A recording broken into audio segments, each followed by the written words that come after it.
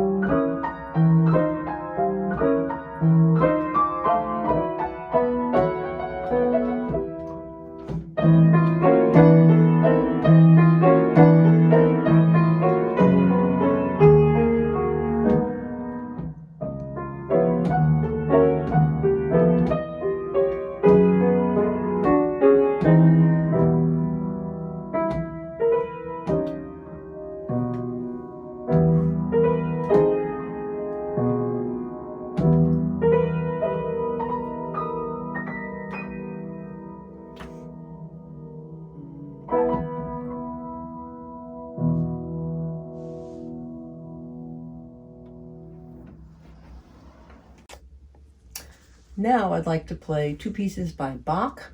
They're preludes, and they're usually identified by their key. So the first one is a slow one, and it's in F minor, and the second one is more lively, and it's in the key of A flat.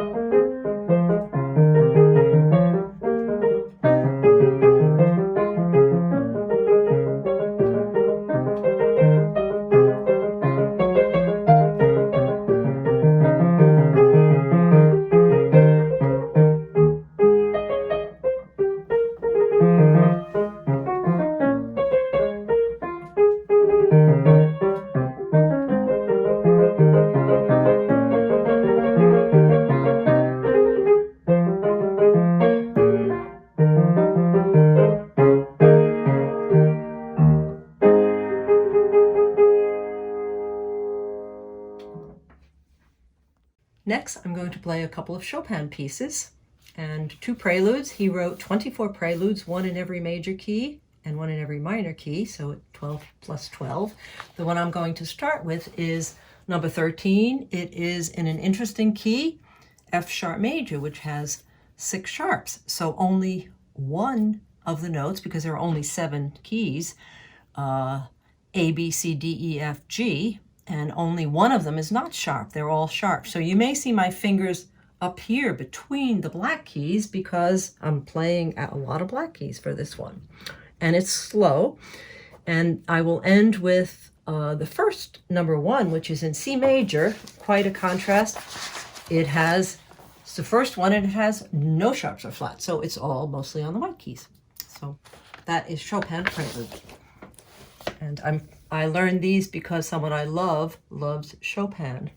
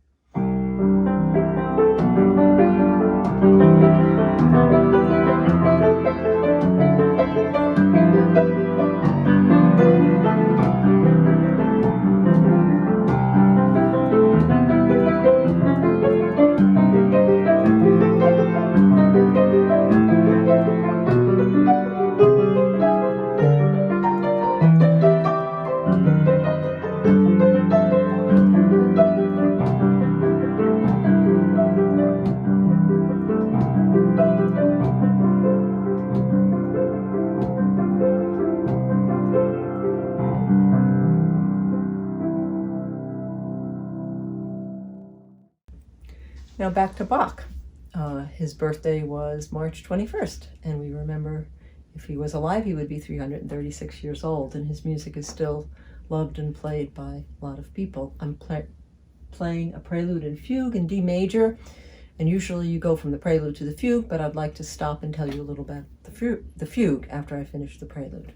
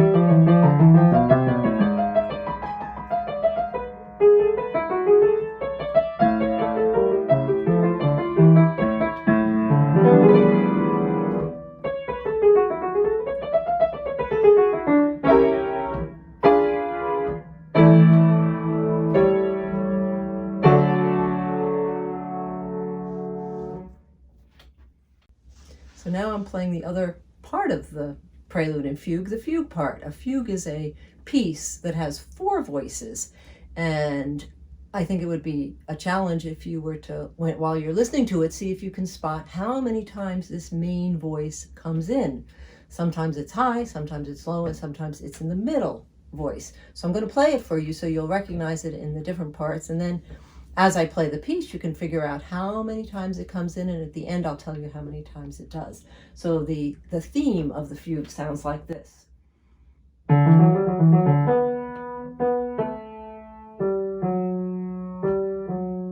there it is in this register, and later on it comes in over here. And then sometimes it comes up here. So see how many times it comes through, and I'll tell you in the end.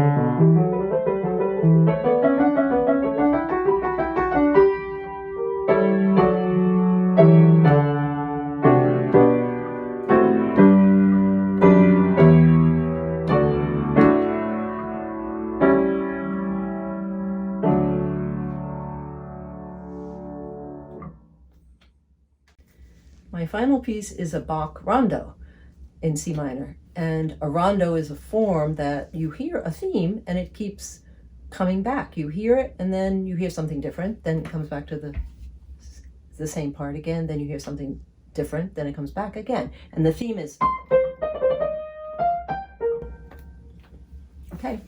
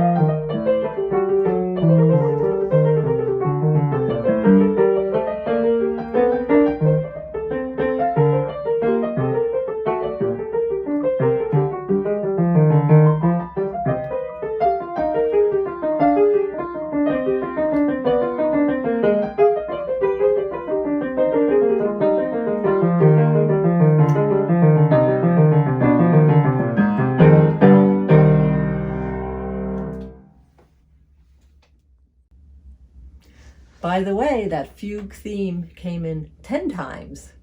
You probably guessed a lot more than 10 times, but you needed the whole statement of the theme and not just a little part. So thanks again to Music and Chatter for having me back, and for I hope you've enjoyed the program today, and God bless you. Thank you, Beth. That was a beautiful program that you played. It was wonderful, played well, and explained just as well. It's wonderful for us to have someone who can explain what the songs are and who wrote them, and that was very good. Thank you. It's time for one more song, and I'd like to play a song that's a Christian song because this is Holy Week in the Western Christian world. And Holy Week starts with Palm Sunday, and then after that we have the Passion, and then we have the Crucifixion, and then Resurrection and Easter Sunday. So the song I like to play for you is called The Holy City. And the Holy City has 3 verses. The first verse is sort of a triumphant verse as Jesus rides into the city of Jerusalem. The second verse is a somber, more serious verse, and if you listen closely, you'll hear it being more in a minor key, and that is during the Passion and the Crucifixion of Jesus. And then the final verse again, of course, is the Resurrection and Easter Sunday. So here is The Holy City.